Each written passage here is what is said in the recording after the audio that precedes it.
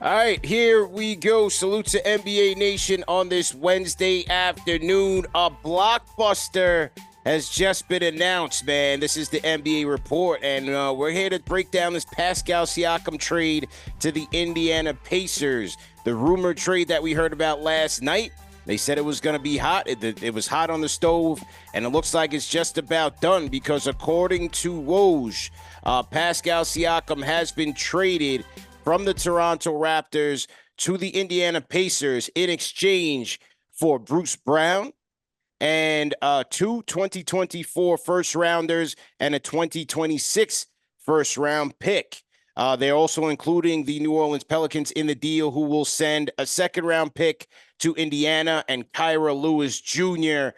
goes to the Raptors, man. Al, I'll start with you. What's your reaction to this? Siakam to the Pacers. Your thoughts? Don't forget Jordan Nwara's in that deal too. Jordan Nwara. Yeah. No disrespect. Bruce Brown, Jordan Nwara, 3 first-round picks. I think it's good for the Pacers. Look, you get a good running mate with Tyrese Halliburton, a guy who likes to push the pace every single night. And then you have Siakam, who likes to run the open floor. And the good thing about Siakam is that he adds defense to a team that really needs defense. A versatile defender, can guard 3, 4, some nights even the 5. And I think for the Pacers, this is a good move for them. Although I don't think it's the big 3 that I see the graphic flying around with Halliburton, Siakam, and Miles Turner. If anything, that's closer to what the Knicks had with Randall, RJ, and Brunson. Yeah. But it's a good move, man. It's a good move for the Pacers. You know, it's not an easy free agent signing destination spot. So to get someone like Siakam, an all-star, former champion with the Raptors, good move for the Pacers. Yeah, Andrew, how you like it, man?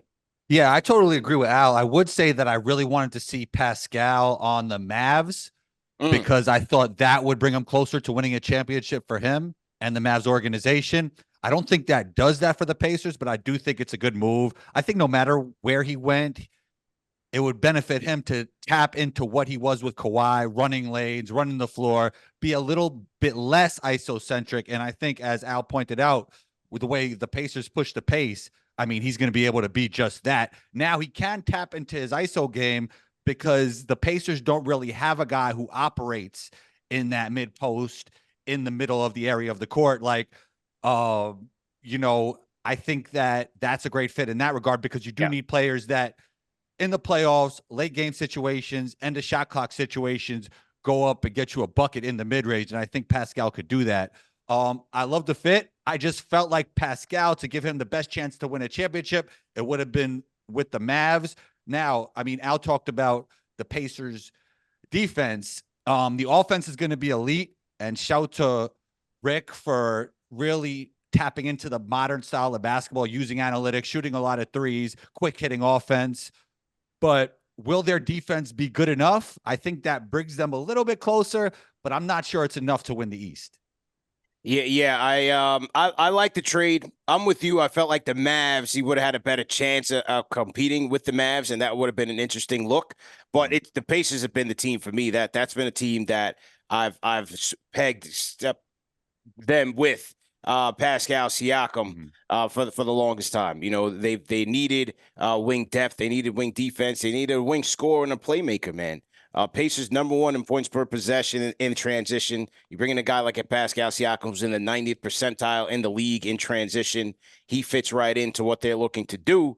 But you bring in a grown-up now into the room, a veteran, a champion into that mix, into a core that's playing very well. And I think, playing hard under Rick Carlisle. Yes, they're exceeding expectations. Are they legit? I think that's left to be seen, like how they will be, playoff tested. But bringing in Siakam, you're bringing in a champion, a guy that's been there before, battle tested, and someone that you can give it to in crunch time to go get you an isolation bucket if you need to. That's exactly what they need. So I love that move for them. And if you look at the cost of what they have to give up, they brought Bruce Brown in there on pretty much a 1-year rental. Like, they had some money that they had to park somewhere. They bring in a guy who just won a chip with the Nuggets. It was a great free agent move for them, a low-risk move for them. They put his salary up in there, and 3 first-round picks that might not even be lottery picks by the time they convey. Like, if you look at 2024 first-round picks, one of them is the Pacers' own, and if they have ambitions for the playoffs, that will be something, low teens, high 20s. And then the other first-round pick, I'm just going back into Woj's tweets. The other first-round pick is New Orleans. They said the 2024 first-round pick will be Indiana's own, and the worst of Utah, Houston, Clippers, or OKC. So no telling where that pick will land. But again, maybe unless it's like Utah, might not be that high. So overall, I don't think the Pacers gave up that much, man. I thought they got a great deal here. Absolutely. And look, you get to move Aaron Naismith from the 4 to the 3, his natural position, right? So now your projected starting lineup is going to be Halliburton, Buddy Hield, Aaron Naismith, Pascal Siakam, Miles Turner. That's a better starting 5 than what they previously had with Bruce Brown. And there's no shade to Bruce Brown, but they're playing really small. And you still get to keep, as we've been discussing, that ability to push out and transition. Now you just have that prototypical height, right, that you want at each position. And the way that Aaron Naismith has developed as a defender too, you got some pretty, it's going to be, I think we're not going to see them in the basement of defense now. If anything, I would probably say they get closer to like 20, you know what I mean? Like probably 20th in defense, somewhere like that. But even that's still an improvement. And Andrew, I know you got to be happy with that because, you talk about the Bucks having a terrible defense and good offense. Here come the Pacers with going to have elite offense. And defense is, there. So with the Pacers now jump up to your liking now, Andrew. Nah, did you see Dame Time the other night? Talking about my Bucks narrative, huh? Yeah. Come on. The Bucks narrative is still alive and well over there. Bucks narrative is still alive and well, man. I know I sound like a broken record, but I believe in Dame and Giannis as playoff performers more than anybody else in the East. And Dame Time shows up when Dame Time shows up. You saw it. Come on, guys. You saw it. That's fair. For the downside, Al, man, our guy Obi Toppin gets jettisoned to the bench once again, man. He's battling Naismith for playing time. Now Siakam's here. That puts Obi on the bench, man. Unfortunately. Bro. I thought he was going to be included in the deal. You saw that. You saw all the rumors of Obi Toppin potentially reuniting with his guys out in Toronto. Everybody wanted to throw the tinfoil hats on to put Obi, RJ, and Quickly in Toronto to win the East, come back, knock the Knicks out of the East, and build their own team up there with Scottie Barnes. You're saying Knicks fans wanted to see that? What were we talking about? Like the toxic side where it's like, the kids defeat the we love pain. We love pain, man. Yes. We've endured it for 30-odd years, man. Good God. What would you guys think if Obi went to Toronto and they end up winning the East this season? How would you guys feel? I couldn't do it. The fan base would be in shambles. Yeah, in shambles. In complete shambles, man. Well, it's safe to say that would not happen, but yeah. Yeah. So Siakam is heading into free agency, but they don't do this deal without him having some sort of, or without the Pacers have some sort of assurance that he's going to sign with them. So I'm sure they've already got some sort of framework of a deal going. Well, what were the destinations? It was Sacramento. He said he couldn't see himself out there. Yeah. You knew Indiana was in the race for Siakam. Dallas was another name that was out there. Between those 3 destinations, I'm sure Siakam probably would have preferred Dallas more so. You also play with Luka, which would have been great, and Kyrie. But you're playing with Halliburton, who's also a great player in his own right. And I think what we're gonna see is that he's probably gonna get the payday that he's looking for out in Indiana. Yeah. Which would have been much more difficult. And this is where I think you could say it's safer in Indiana because he gets to play with an elite level point guard. He could probably get that bad because it would be him and Halliburton as the ticket that you're selling every single season. If he did go down to Dallas, he's not getting that contract that he was going to expect this free agency. So I expect him staying in Indiana, man. To your point, CP, you don't do these type of deals unless you like you have something in your back pocket. But I also think just based on how the market was playing out, this is the team that could have paid him that type of money. This is a tweet from Bobby Marks, and again, I'm putting it in your Slack right now. It's a tweet from Bobby Marks. He says, Siakam is on an expiring $37.9 million contract. He's eligible to sign a 2-year, $81.5 million extension with Indiana up until June 30th. The Pacers inherit his bird rights and can sign him to a 5-year, $247 million contract in July. He's no longer Supermax eligible because he was traded. So there you go. That's that for Bobby Marks. So yeah, you can pretty much expect to hear Pascal Siakam 5-year, 247. Essentially, almost 50 million annually 50 for Siakam. bags. 50 bags. Hey, 50's a new 20, man. Get used to it. You know? 50's new 20. So he would have made even more if he wasn't traded, right? Or If potentially. Ujiri wanted to keep him, but that was always the point of contention with them, was that it didn't seem like they wanted to keep him. Were they going to sign OG? Were they going to sign Siakam? Well, Ujiri's chosen neither. He says, I'm going to keep Barnes. I'm most likely going to sign quickly. I got RJ, the hometown kid. And you know, what has Ujiri said? He's been on record as saying he doesn't like to play the middle. He either wants to be contending for something or bottom this thing out. Looks like he's choosing the latter. And this is now the Scottie Barnes, RJ Barrett team, man. What do you guys think about the direction of the Raptors right now? I think it's more the Scottie Barnes quickly team. If you want to be, okay. Okay. He got it, Andrew. All right. Nah, because I always talked about this. Like, I like the idea of little initiator, big initiator. And like we've seen it with Kyrie and Luka. We've seen it with LeBron and Kyrie. Not saying these guys are the same player, but I really believe in Scottie Barnes as in reaching a superstar level. And when you have a guy like Quickly who gets his game off quick, no pun intended, I think that's a great mix for Scottie Barnes. They both could initiate a little bit. They both could play off the ball a little bit. One's bigger, one's smaller. It's very malleable. Bruce Brown is a malleable player as well. You put him in there. RJ Barrett to me is just, a good do-it-all player. Yeah. And I don't know if you build around a good do-it-all player. I like the idea of building around Scottie Barnes with Quickly doing everything else around him. And I think Quickly does take a leap with the Toronto Raptors, and I'm really excited to see that duo moving forward. The team looks much more like it was a little cluttered for Scottie with RJ and Siakam there. I feel like this opens it up now because RJ is the guy that wants to get downhill. Quickly can shoot.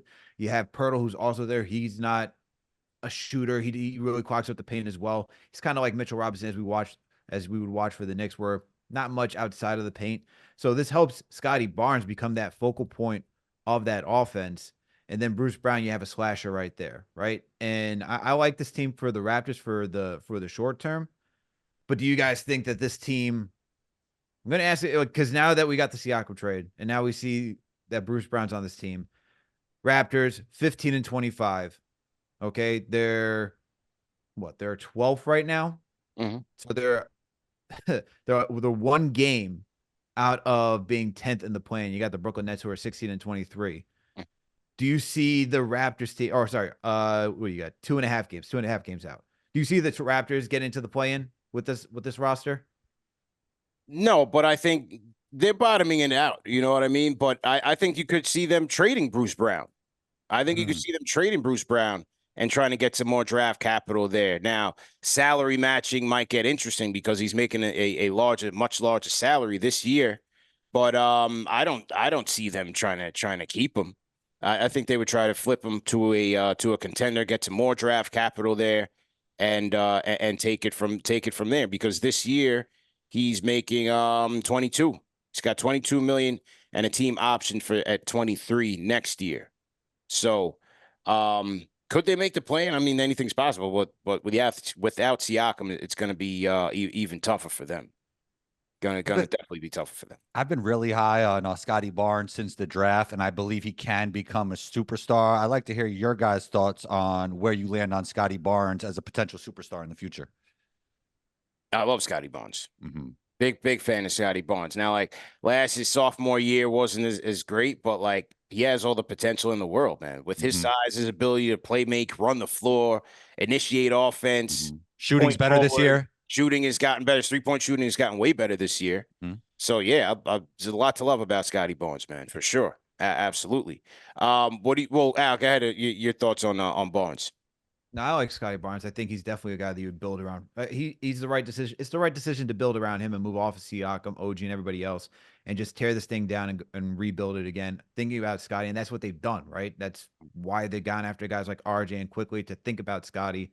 And I think he has that talent where he can get up there.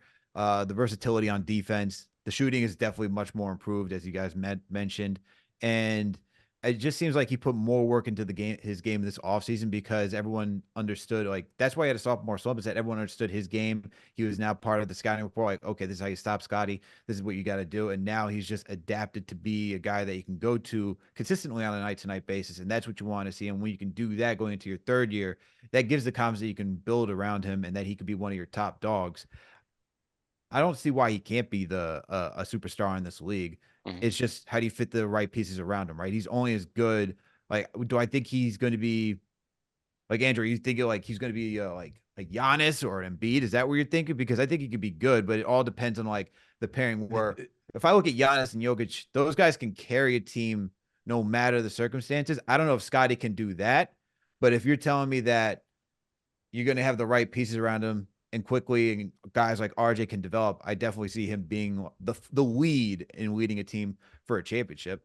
Yeah, I mean, you mentioned Embiid and Giannis. One thing I like about Scottie Barnes, even better than those two, not saying he'll ever be as good as them, is just the ability to make everybody around him better and make the right pass at the right time. Now, he won't be the passer that Jokic is. You mentioned Jokic, but I think with any superstar player, you got to build around them in the right way. And I think that goes for Scottie Barnes. But I do love the effective players that just like make the right pass at the right time, don't hold it, shoot it when they're supposed to. I think there's a compound effect of making the right decisions over time for the whole team. Salute to everybody in the chat once again. Hit that thumbs up button for you boys. Hit the like button, share button, and subscribe to the channel. We got 344 people in here in the chat. Welcome to the NBA Report, man. We are reacting to breaking news. Pascal Siakam has been traded to the Indiana Pacers. So we are reacting to the trade and breaking it all down. If you guys are new in the chat, leave us a hashtag new. We'll shout you guys out. And also get your thoughts in, your reactions to the trade. Hit us up on the NBA Report Discord, and we will get right to you. Fellas, let's look at this from a Pacers standpoint. Where does this trade put the Pacers in for the current NBA season? Right now they're number 6 in the East, 8 games back of the Boston Celtics, but only 1 game ahead of the Cleveland Cavaliers, who are in 4th. You have 4 through 8 in the East separated by 2 games. So, Andrew, what do you think, man? Where does this trade put the Pacers right now? They're 23-17, 6th place in the East right now. What do you think? Yeah, I mean, I don't think it puts them ahead of the Sixers, the Celtics, and guys, I don't think it puts them ahead of the Bucks. But with the Miami Heat, like, I'm looking at the Miami Heat, I think they could surpass the Miami Heat, but the Heat needs to make a move, though, man. They're not like, I know every year they overachieve, but they don't have enough right now. And I think playoff Jimmy could always carry them, and Bam's a great player, but they need to make a move. Like, I'm not sure what it is. Like, Gordon Hayward is a guy that maybe could help a little bit, but you need to do something. Like, if the Miami Heat just lay low, I mean, I think the Pacers will surpass them. And the Cleveland Cavaliers, they have fit issues. They have injury issues. I think the Pacers could surpass them as well. But I think the top 3 are still solidified, and we have to see what other moves are made in the trade zeitgeist. Yeah. Man, I think 4 through 8 is so tight.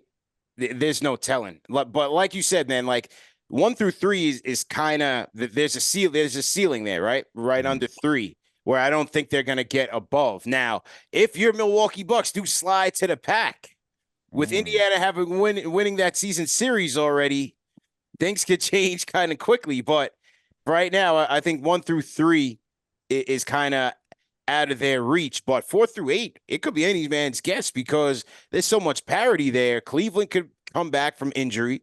Miami, who knows? They could play better. They could trade their way into improvements. The Knicks, could they trade themselves into improvements? And Orlando's been playing pretty consistently for most of the year. So, I mean, that's 1 game, CP. Come on. The in-season tournament, 1 game. In a 7-game series? No, not in the series. But what I'm saying is, in the regular season series, they've won the regular season series against the Bucks. So all I'm saying is, like, let's say the Bucks go on like a injury-riddled slide back to the pack, and these 2 guys are going kind of head to head here, and the Pacers maybe the Pacers move ahead of them. Just saying. Well, you mentioned the Knicks. Andrew already sweating. Well, you mentioned the Knicks, CP. So yeah. we have you 2 on the show here along with me, but I would like to defer to you when it comes to Knicks knowledge. What moves do you think the Knicks should make within the East to improve? Brogdon. I love that. I love that. Yeah. That's a great DeJounte idea. Murray. What do you guys think about Jordan Clarkson or Colin Sexton? Colin Sexton's my guy. All that right. was Al's sleeper trade yesterday. That we had a blockbuster trade show of what bench pieces we could add to fortify this Knicks unit. The fan base, collectively voted on a Sexton Olynyk trade for Fournier, Grimes, and Archie Diacono. They were opting to break up the Nova crew. Do they have to bring it? Do they have to add in picks to that? Yeah, oh yeah, for sure. Yeah. Probably. Dallas pick is definitely going out. Probably. Now, I know Al doesn't like the idea of Gordon Hayward off the bench. How about you, CP? Off the bench at the right price, I would. Wow, this is quite the turn. Right price. Right price. I don't know what the price is. What's Mitch Kupchak willing to take for Gordon Hayward? Am I gonna give up an unprotected first round pick? No, I would never do that. You never know. Like once somebody gets in another situation, he might turn back into Utah Jazz Gordon. You never know. He might just not be motivated right now with this crazy Hornets team. Yeah, he's running around with a bunch of bums out there. I mean, we could certainly use a scoring off the bench. That's what I'm saying. Like, if it costs you a protected pick, you got so many of them. You need a bench upgrade. I'm not the biggest Gordon Hayward fan. I was never a fan of their initial pursuit of him because I didn't think he was I didn't think he was a durable player. I don't really think he's a dog. But the position that the Knicks are in right now, literally, you could take the top half or the bottom half of the league and put them on the Knicks, and they'd help give them a spark off the bench, man. They need a lot of help, man. Give me Colin Sexton. Let's end this conversation about Gordon Hayward. So Al, does Colin Sexton make you legit title contenders? No. Puts us closer, in my opinion. Doesn't make it better than the Pacers in the realm of this conversation. That's a tough series, right? Yeah, where does this Pacer team look right now as compared to the Knicks right now? Let me hold. No one's stopping. When Colin Sexton is in his bag, no one is stopping Colin Sexton. Okay, that's a guard that can get downhill. You want to talk about strapping up and locking up somebody on defense? He will do just that. Good fit with Tibbs, right? The mentality. 1,000%. Yeah. 1,000%. That's a Tibbs guy right there. Is this Pacer team better than the Knicks? What do you think, CP?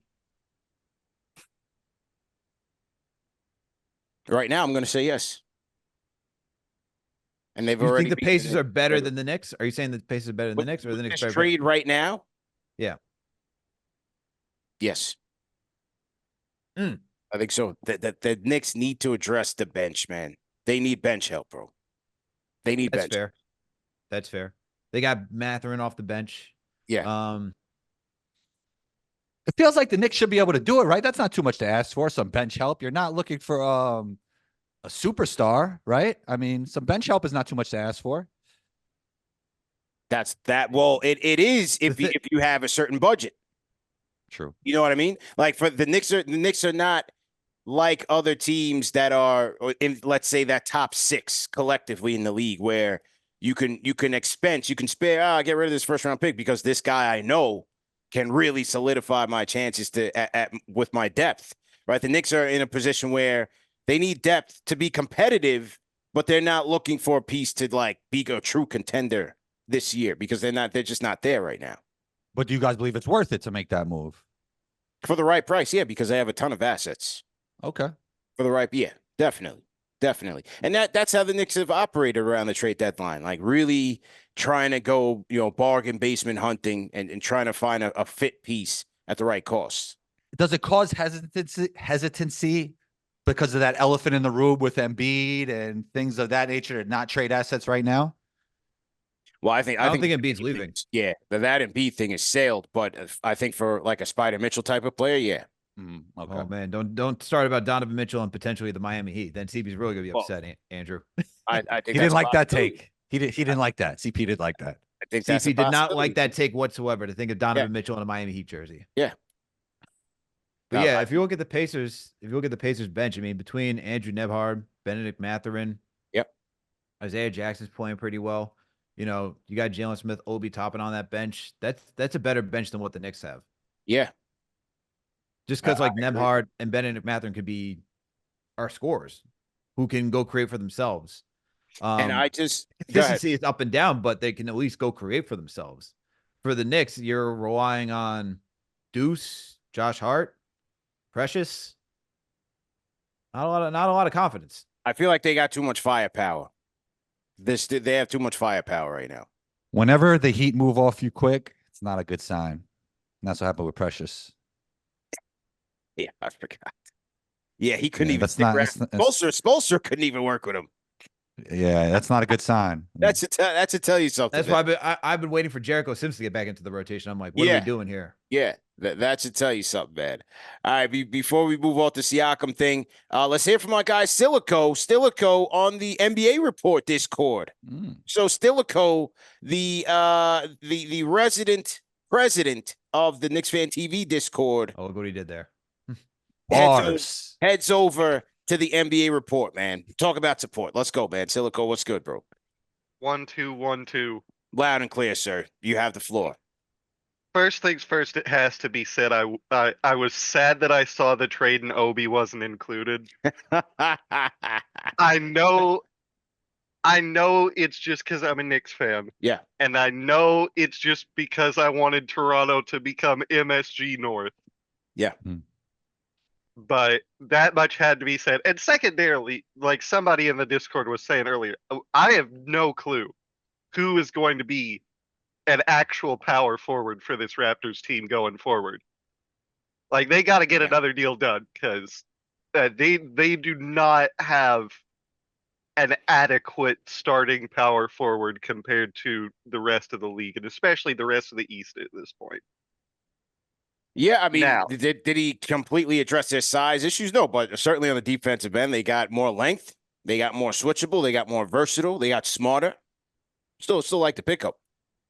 I think on a rebuilding team, you think about fit later. You worry about accumulating talent and developing talent at this moment. So I think you do that first, and then you think about like, oh, what do we need moving forward? Yeah, that's a fair point. That said, I don't know how I feel about putting Indiana above the Knicks reliably. I see your point. I see your point, CP. Yeah. Especially because that's a lot of very smart players with very high basketball IQ on their team. It's true. So it's true. And obviously Siakam's got the championship pedigree to go with it. Absolutely, man. You know, Stilico, while we have you on the line, let the people know about the Discord, man. I know you're in the NBA Report Discord. Let them know why they need to jump into the Discord and what it's all about, man. Listen, it gets hopping when there's good games going. Yeah. There is no better place to be talking hoops than with this crowd. Let's go, man. Stilico checking in from Kentucky, man. We'll holler at you tonight, man. Knicks versus Raptors postgame, man. See you tonight, man. Oh, I'll be watching. Let's go. Sir, yes, sir. Let's go. Stilico on the Discord. One more thing, fellas, on the Siakam thing. This was kind of interesting. I think Alex has posted this in the Slack. So, Gamba, just throw it up on the Jumbotron. You know, in the Bruce Brown conversation and thinking that he might get, flipped to another team. And we're talking about the Knicks. Is Bruce Brown now a potential trade candidate? Because our guy Fred Katz of The Athletic in his article yesterday talked about some of the goals that the Knicks had in terms of the ideal trade candidate for this season. A player whose contract is digestible, is tradable, is flippable, is in the high teens to low 20s. A player who they could then trade in the offseason if they needed to. How about Bruce Brown, Al? $22 million with a club option next year. Still gets you potentially, if you want to get that Spider player or that star in the summer, becomes an expiring contract to get you that star player and can help you now. So we're going back to the well. That is the Toronto Raptors to go get another player. Hey, listen, man. Things have been going so good. What lawsuit? Forget about the lawsuit, man. The lawsuit doesn't matter anymore. There's no such thing. You guys want more picks? We got some more. Oh, my goodness. The fact that if we can do trades with a lawsuit going on, we should go after Mikal Bridges then, CP. That's the real goal, okay? Yeah, but right. Hey, you could just do a straight up Fournier trade for Bruce Brown, because the thing about Bruce Brown, trading Bruce Brown now is that they can't aggregate him. And the thing with the Knicks is that with Precious, Flynn, those guys can't be aggregated as well. You can't trade Deuce because he just got extended. I don't see them trading Josh Hart. So that's probably a no. So you're looking at Fournier for Bruce Brown. Do you throw in more? So that means you got to throw in some picks to go get him. Where do you put him? Is he in the starting rotation? Do you replace Dante DiVincenzo? No. Is he coming off the bench? So he's Nah, coming off the bench. I bring him off the bench, yeah. So then who you benching? Grimes? Nah, I'm not trying to bench Grimes. Not trying to bench Grimes. Or does Grimes still get traded? Does Grimes still get sent? If Grimes is in this trade to go get Bruce Brown, I am throwing myself out the window for the wrong reasons. They said Bruce Brown. Too cold out there, Alex. Too cold. Don't throw yourself out the window, man. Come on. Oh, Andrew, I don't think you know. So over on KFTV, I get when there's like a big win, excitement, we're jumping out the window, man. We jump out the window for excitement. Got you. I'm jumping myself out the window for if it's Evan Fournier and Quentin Grimes for Bruce Brown. I don't see it happening, to be honest with you. I don't see the Knicks going after Bruce Brown. I don't think a Fournier Brown trade is what, because he's not a guy that you can even put on ball to be that guard that what they're really looking for behind Jalen Brunson. So I don't see it happening. Yeah. He had some interesting minutes as a backup point guard for the Nuggets, like playing that point guard role more in a traditional way than Jokic and Murray play off each other in those minutes that he had. I mean, he could guard multiple positions and he could play multiple positions. We've seen him play small ball 5 with the Brooklyn Nets as a short roller. How does that look with Brunson? I don't know, but I do think he's a guy that you could like mold him and fit him to any system because he has almost every skill. Instead, the only skill like he doesn't have is like post work and like creating his own, right? But besides that, like he could do a lot. Like he's really malleable around star players. Could be an option, man. Hang on one second. So to everybody in the chat once again, hit that thumbs up button for you boys. I think it could be a potential option. You know, every team has a trade board, a draft board. He could be there, man. Never say never, bro. Never say never. Oh, and you know what? You want to know why Bruce Brown is a legitimate option for the Knicks? You want to know why Bruce Brown is also a legitimate option? Is it CAA, CP? Because his agents in Ty Sullivan and Steve Human are representation from none other than Creative Artists Agency. You guessed it. He's part of the family, baby. So there it is. Bruce Brown to the Knicks. He's part of the family. He's part of the clan. It's a possibility, man. Yeah, that's it. For Evan Fournier and some picks. I threw the tinfoil kufi all the way on for you, bro. Thank you. I just put it all together. It's a possibility. So now we're gonna have to watch a second unit of Josh Hart and Bruce Brown figuring out who's gonna take the ball up and who's gonna play make. Who's gonna shoot in the half court? Oh man, yeah. Fade away jumpers from the mid range. Fade away mid range jumpers, man. Tough twos, man. Tough twos. Now I'm with you. I think it's more of a long shot, but hey, anything's possible, man. Anything is possible.